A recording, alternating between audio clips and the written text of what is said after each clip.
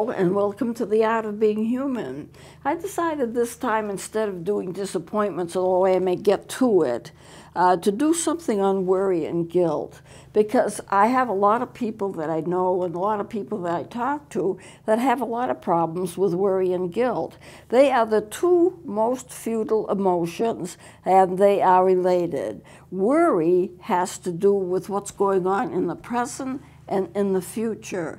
And guilt has to do with things that have happened to us in the past that we feel sorry about. Now, some people don't have a big guilt conscience, but other people have a lot of guilt.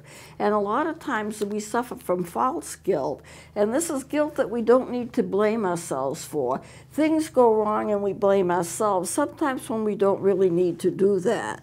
So guilt is over what has been done in the past. Worry is what will happen in the future or in the present. Both emotions are immobilizing. You cannot function well if you're loaded up with guilt, and you cannot function well if you are just fearful of what's going to happen in the future. Both emotions are bad.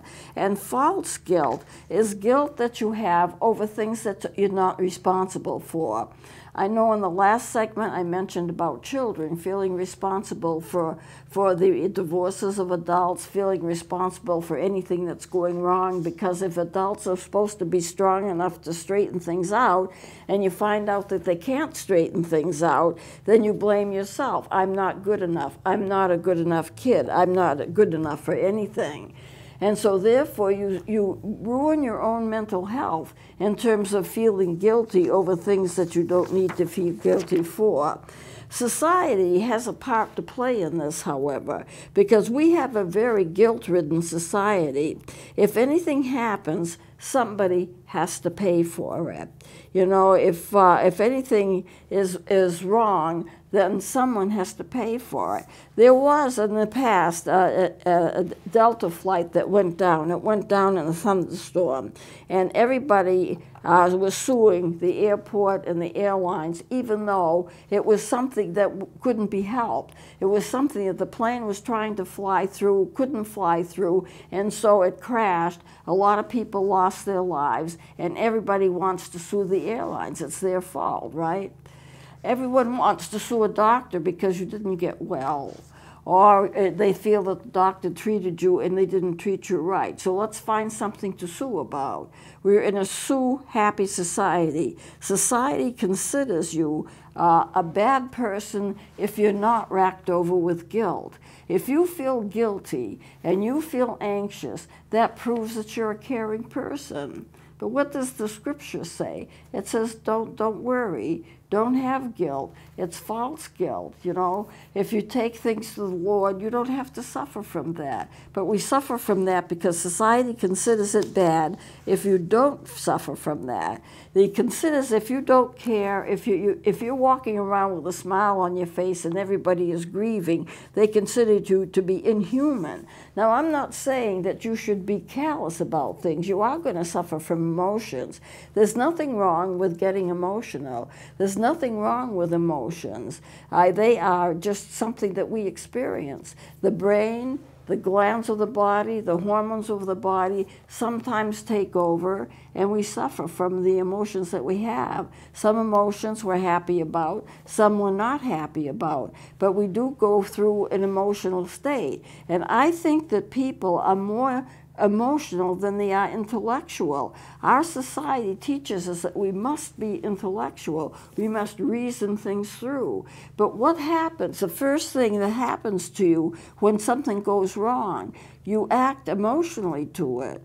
You say, oh my gosh, what am I going to do? I'm guilty, or I'm sorry, or I'm grieving, I'm losing this, I'm losing that. And the first thing we do is we have emotions. And then later on, we stop and we figure out, well, this is what I'm going to do next, or this is the reason for it. And sometimes we never know the reason for things that are going to happen. Eventually, years later, we can look back and we can say, oh yeah, now I know why this happened, or now I know why that happened. But in the present moment, what you're suffering from are your own emotions, and they can be strong. And if you have something remind you, or somebody remind you of things that have happened to you in the past, you relive that past. And the brain is involved with that. The amygdala is involved with that. The primitive parts of the brain cause you to experience the emotions that you had when it happened.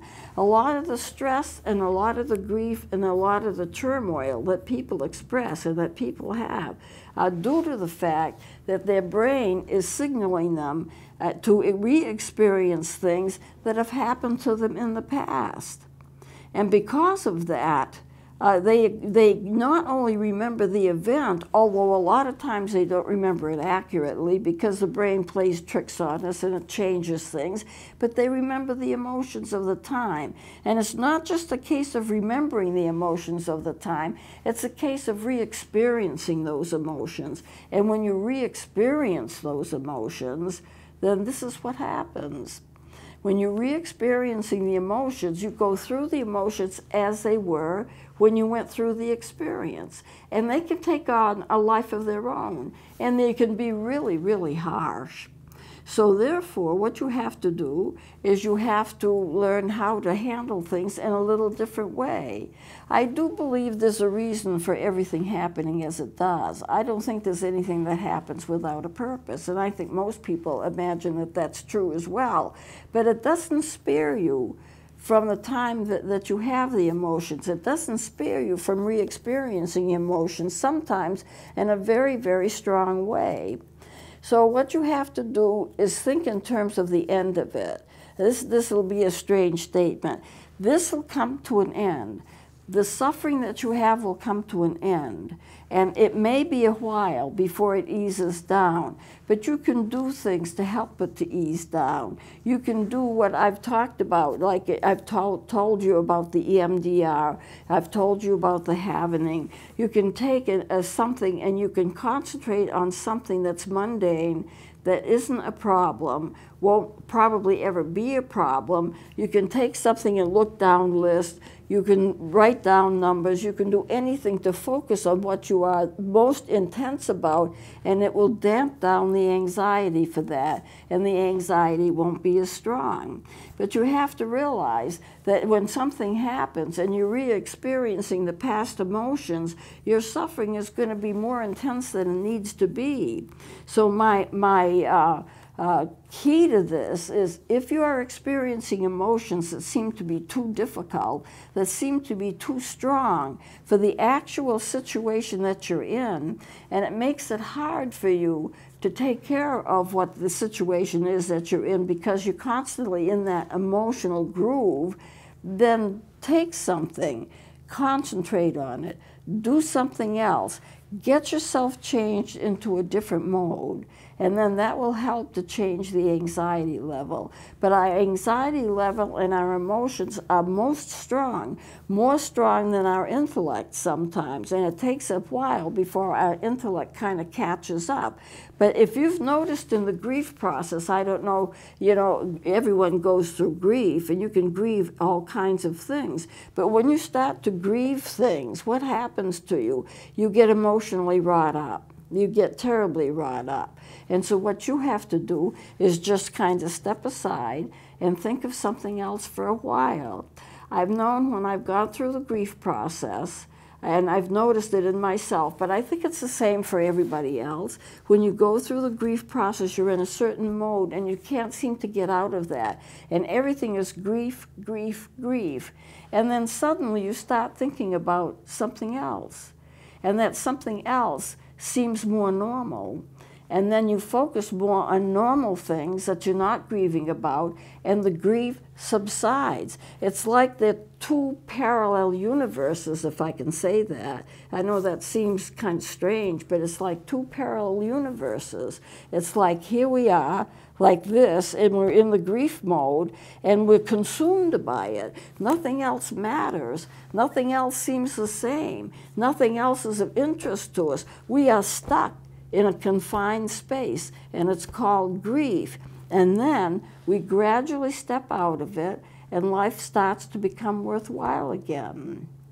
And so therefore, what we want to do is to promote that. When I do funerals, and I do funerals, I still do funerals, I don't do any counseling anymore, but when I do funerals, and I still do some, what I do is take a portion of the funeral, just a little bit, 2 or 3 minutes, and I talk about the healing process. Because when you're in that kind of grief, you have to say goodbye to what you're losing, but you're consumed by the grief. And I talk about the healing process. And what I usually say is this: when you can start thinking about something else instead of what you've lost and start to move forward with it, then you know that you are healing. The time that you go into another mode and something else is replacing the grief, and you're not constantly thinking about your grief, which you are when you're in the grief mode, that's all you're thinking about,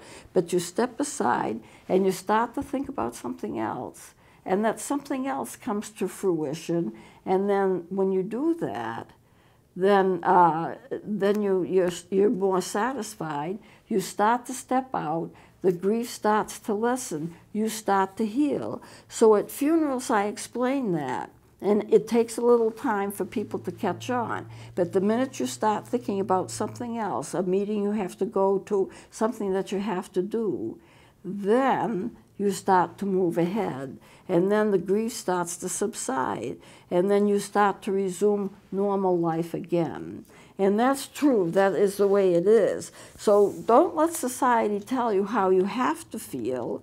You feel the way you feel. It's perfectly legitimate. All the things that you go through with the grief process is legitimate. You're going through it. Whatever you're experiencing, it's a part of you. You just don't want to stay stuck there. And when you don't want to stay stuck, you don't have to stay stuck. You can move on. You can think about something else. You can start getting involved in other activities that you weren't before. And as a result of that, you start to move ahead. So we don't have to let society tell us how to feel, but we don't have to stay stuck in the emotions that society wants us to feel.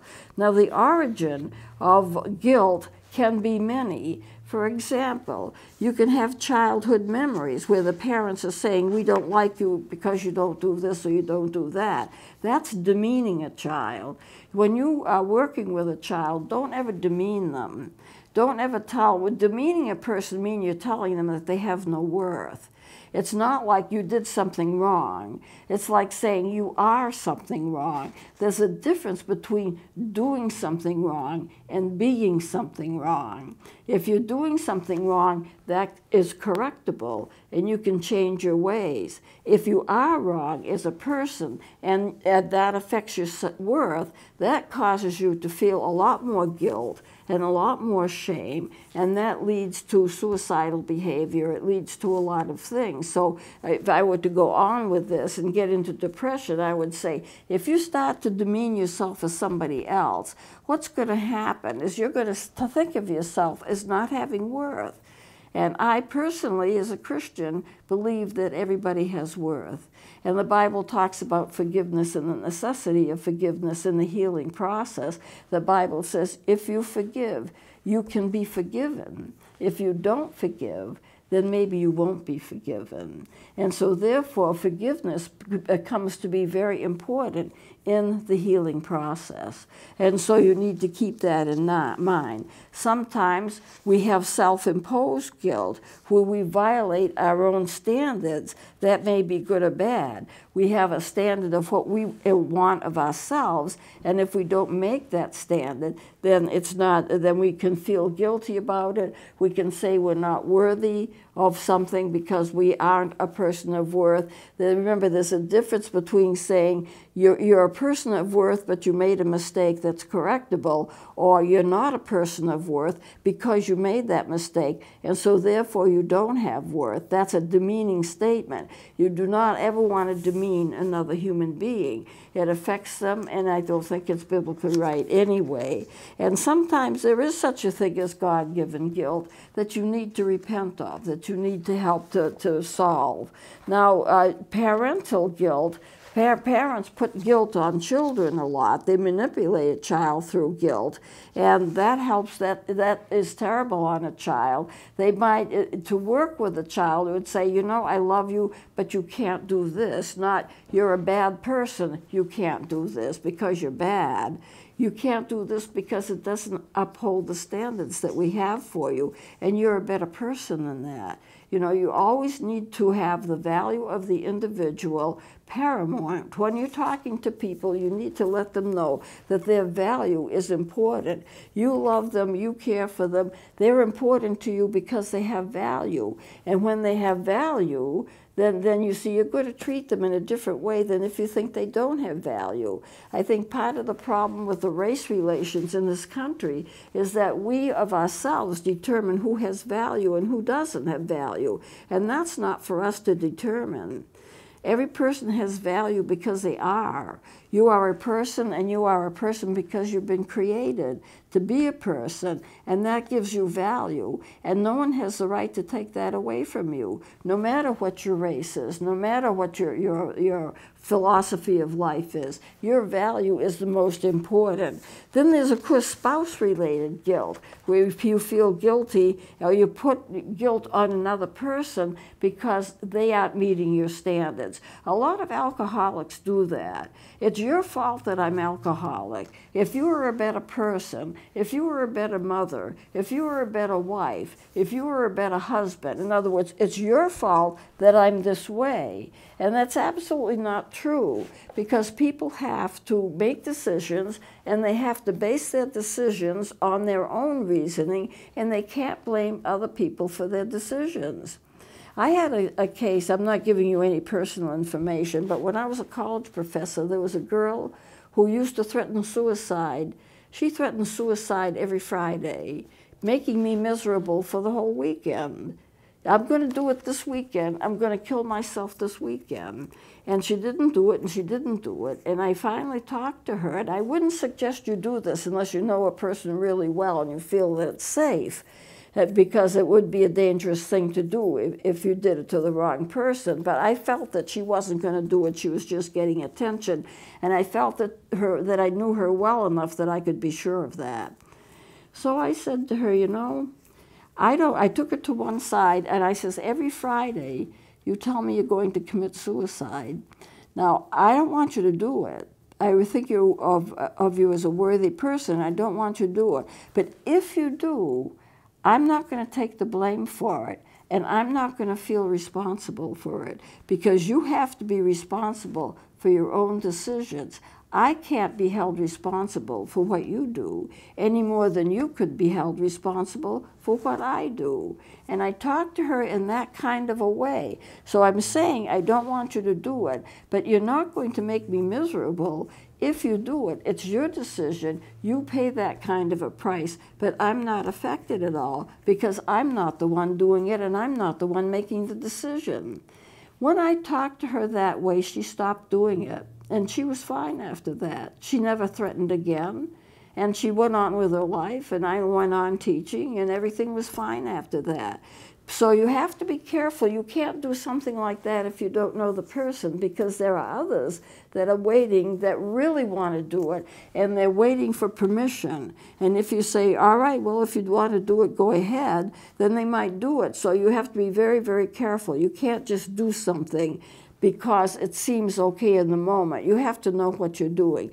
And this also is a difference between therapy and talking to a friend. You really have to know what you're doing. So children sometimes put guilt on each other, and they talk to each other in terms of guilt. Well, it's your fault that I'm like this, or it's your fault that I did this, or you put me up to it, and so forth. And you can't let children get away with that. You have to explain to them that people are responsible for what they do. If you're using drugs, you're responsible that you're using drugs. If you're not using drugs, then that's better. You know, I can't, if I'm doing something, blame my parents for it. They're long gone, and I'm in my 80s. So if I do something, I can say, well, it's my parents' fault. They abused me as a child. There comes to a point where you take your own responsibility for your own behavior. Then there's school-inspired guilt. Your parents will be disappointed in you if you do this or you don't get a good grade. I want to say this about getting good grades. It's important, but let a child be a child. And what I mean is this. I know children who've gotten wonderful grades. They're very, very smart, and they do wonderful work, and they get all A's. But if they don't get an A and they get a B instead, they go through all kinds of trauma because they feel they've let everybody down. Oh no, I let everybody down. They expected me to do perfect work, and no, I didn't do perfect work. And that can lead for them to be depressed. So you do need to understand, and you need to explain to a child, if you make a mistake, it's a mistake. It's not the end of the world. It's just a mistake, and you can recoup from it. I don't expect you to be perfect. I want you to do the best that you can. And if sometimes it doesn't quite work out, you're still my child. I still love you. You know, I'm going to close with a story. I've done it in sermons before, but there is a book. It's called Experiencing God, and it's it's written by, his last name is Blackaby, I think, Henry Blackaby. And he does a lot of seminars. It's probably, that book, Experiencing God, is probably the best Christian book I've ever read. I really like it very much, and I read it every so often. But in it, he tells the story of his son, a little boy, probably 4 or 5 years old, and the little boy comes to him and says, "Dad, why do you love him? Why do you love me?" And he says what he thinks the child wants to hear. Well, you're such a good boy, and you're learning, and you're growing, and it's all positive things, and his son goes away disappointed. And he realized he gave his son the wrong answer. And what happened is he called his son back, and he says, "You want to know why I love you? I love you because you're mine. You belong to me. You are my son. I am your son. You are mine. I love you because you are mine." And the boy went away happy. And what he needed to know, and what we all need to know, that we are accepted not because of what we do or what we have or how important we think we are or what our education is. We are important because there's a relationship. And that happens in Christianity. That is a relationship. Everything good starts with a relationship. Everything else will fit into place with that. But the first thing is the first thing. You belong to me. I belong to you. There is a relationship there. And friendships and love and everything else comes from that relationship. So I just, as a closing note, if you are dealing with guilt or other people in your family are dealing with guilt or anxiety or mental illness or whatever it is, keep in mind that the most important thing is your relationship. So I'll close it off here, and hopefully we'll meet each other again.